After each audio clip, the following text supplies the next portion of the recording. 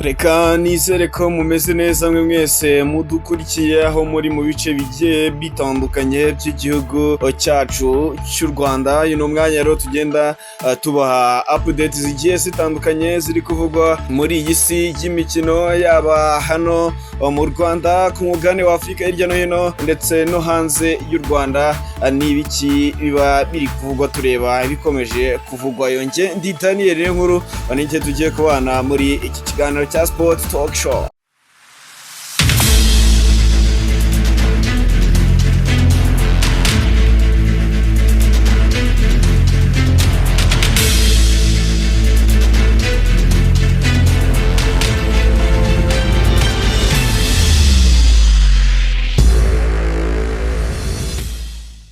Aya makuru akomeje kuvugwa mu mikino tuyahere ku ishyirahamwe ry'umupira w'amaguru hano mu gihugu cy'u Rwanda. Ferwafa ni ishyirahamwe ry'umupira w'amaguru muri Mauritania bakunze kwita FFRIM, aho bashize umukono ku masezerano y'ubufatanye agamije guteza imbere imiyoborere n'iterambere ry'umupira w'amaguru mu bihugu byombi. Aya masezerano akaba yashyizweho umukono na perezida w'iri shyirahamwe ry'umupira w'amaguru muri Mauritania Ahmed Yaha, ndetse na perezida wa Ferwafa hano mu Rwanda Fabrice Shema Ngoga. Bikaba byarakorewe ku cyicaro gikuru cy'ishyirahamwe ry'umupira w'amaguru muri kiriya gihugu cya Mauritania. Perezida wa Ferwafa amazemo iminsi igera kuri 3 yose mu ruzinduko rw'akazi rw'abayobozi ba Ferwafa rwatangiye ku itariki ya 20 Mutarama.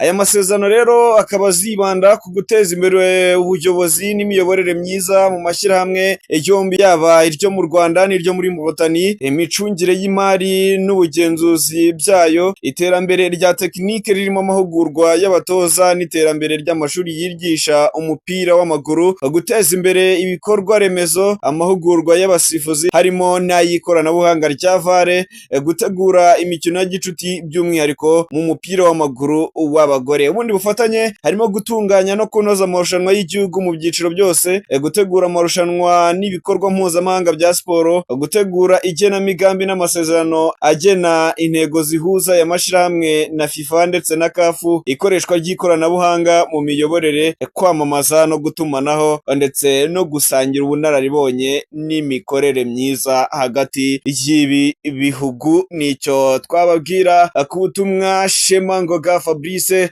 cyangwa se ku ruzinduko y'umuyobozi wa Ferwafa mu Rwanda amazemo iminsi hariya mu gihugu cya Mauritania. Mu gihe hari hamaze gusinywa ayo masezerano hano ku cyicaro gikuru cy'ishyirahamwe ry'umupira w'amaguru mu Rwanda Ferwafa, ho ku gicamunsi cyo ku munsi w'ejo ku wa gatanu ho hari kubera tombora yari itegerejwe na benshi, bibaza ese amakipe y'ibihangage azahura gute, se azahita ahura rugitangira rugikubita cyangwa azahura kuri finali n'ibindi byinshi cyane abantu bibazaga. Rero Ferwafa yabamaze amatsiko kuko ku munsi w'ejo tombora yarabaga yuko amakipe azahura muri kimwe cya kabiri cy'igikombe cy'intwari mwaka wa 2026. Yasize ikipe y'ingabo z'igihugu APR FC izacakirana na AS do Kigali, ikipe y'abanyamujyi rwose yahariye Kigali ngo ni ikipe y'abasirimu, naho Rayon Sport ikipe y'abaturage, ikipe y'abafana izisobanura n'ikipe ya Police FC y'abantu bashinzwe umutekano.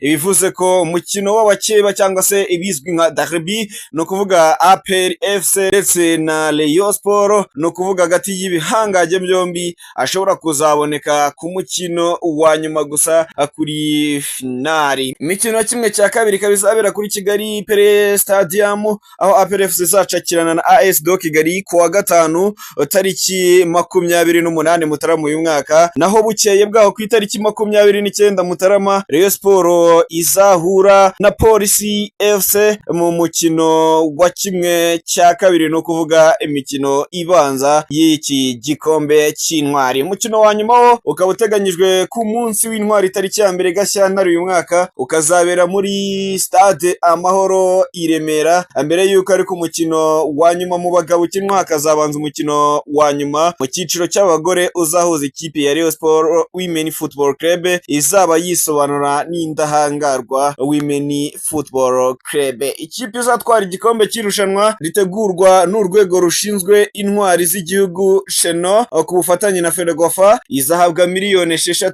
iya kabiri ihabwe miliyoni 3 z'amafaranga y'u Rwanda. Buri kipe izahabwa miliyoni 1 y'amanyarwanda yo kwitegura, mu gihe izagera ku mukino wa nyuma ikazahabwa indi miliyoni y'imyiteguro yakoresheje muri iyo mikino. Rutahizamu Biramahire Abedi Christophe w'umunyarwanda wakiniye ikipe ya Rayon Sport ariko kuri ubu ngubu ubarizwa muri SC Setif mu gihugu cya Algeria, we abona ko ikipe ya Rayon Sport yavuyemo ariyo izegukana igikombe cya shampiyona y'icyiciro cya mbere hano mu gihugu cy'u Rwanda 2025 2026. Uyu mukinyi yavuye mu ikipe ya Rayon Sport ubwo yiteguraga gutangira uyu mwaka w'imikino nyuma yuko yaherukaga kongera amasezerano ahita yerekeza muri ikipe yari muri Algeria ya SC Setif.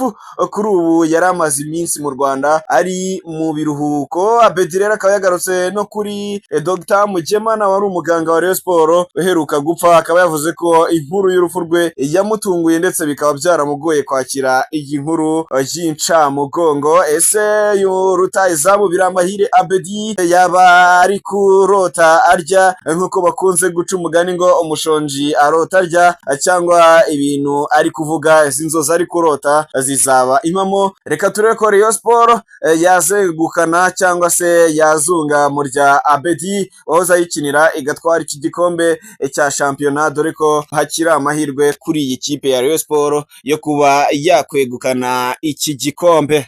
Naho muri Gasogi United, Kakoza Nkuriza Charles yatangaje ko iyi kipe ye mu myaka 5 izaba ari ikipe ikina CAF Champions League. Ibi akaba ari byo uyu muyobozi yagarutseho mu kiganiro n'itangazamakuru ubwo ikipe ya Gasogi United yari igiye gusinyana amasezerano n'umufatanyabikorwa mushya bita J-Lud Company Limited, igiye kujya yambika iyi kipe mu byiciro byose mu gihe kingana n'imyaka 5. Nyuma yo gusinyana n'uyu mufatanyabikorwa, perezida w'iyi kipe Kakoza Nkuriza Charles uzwi ku izina rya Kensi yatangaje ko ikipe ifite intego yo kuzaba ari ikipe ikomeye mu myaka 5 iri imbere, kuko abona ko iyi kipe urwego igezeho utayitandukanye n'ikipe zimaze imyaka irenga 90 zishinzwe hano mu gihugu cy'u Rwanda. Iyi rero kompanyi ya Jeluf ntabwo izambika ikipe ya Gasogi United gusa, ahubwo yashoye imari no muri Kiyovu Sport, ndetse bikaba bikomeje kuvugwa ko yaba iri gukorana ibiganiro n'ikipe zikomeye hano mu Rwanda, no kuvuga Rayon Sport ndetse na APR FC, nubwo bikigoranye cyane kubera ibyo yifuza gushyira mu masezerano bazagirana. Ku munsi w'ejo ikipe ya Al Hilal ikina shampiyona y'u Rwanda yanganyije na Mamelodi Sundowns yo muri Afrika y'Epfo ibitego 2-2, naho Al Ahly yo mu Misiri itsinda Young Africans yo muri Tanzania ibitego 2-0 mu mukino w'umunsi wa gatatu w'amatsinda ya CAF Champions League. Mu mukino w'umunsi wa gatatu w'amatsinda ya CAF Champions League, umukino w'umunsi wa kane wa Al Hilal ukaba uzabera muri Stade Amahoro tariki 30 Mutarama uyu mwaka w'2026.